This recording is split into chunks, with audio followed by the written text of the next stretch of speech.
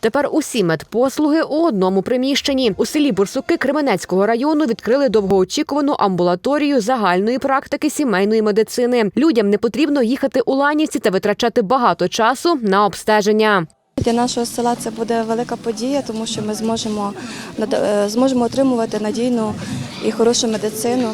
Так що я, звичайно, рада. У закладі місцеві зможуть отримати фахову медичну допомогу та здати аналізи. Це можливо завдяки сучасному обладнанню, яке матимуть в амбулаторії. Йдеться про клінічні та біологічні аналізатори, електрокардіограми, отоскопи, ларингоскопи, офтальмоскопи та інші. Амбулаторія розрахована на роботу 3 лікарів, плюс адміністратор, 3 лікарів загальної практики сімейної медицини.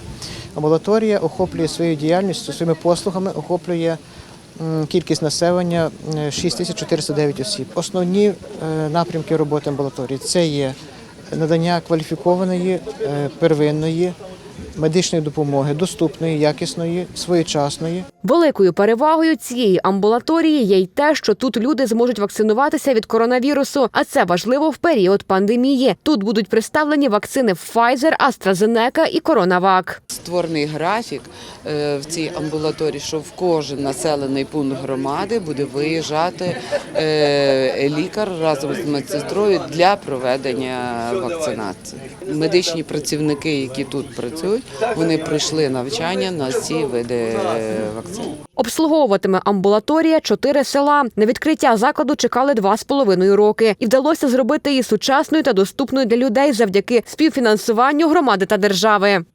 8,2 мільйони гривень, які тут були заложені і освоєні, вони дали результат от такого красивого, гарного приміщення. Це спільна робота громади, спільна робота держави, органів виконавчої влади, органів місцевого самоврядування. І повірте, що це тільки на користь людям. Загалом в амбулаторії працюватиме 11 спеціалістів, які щодня надаватимуть жителям Бурсуківської громади фахову медичну допомогу.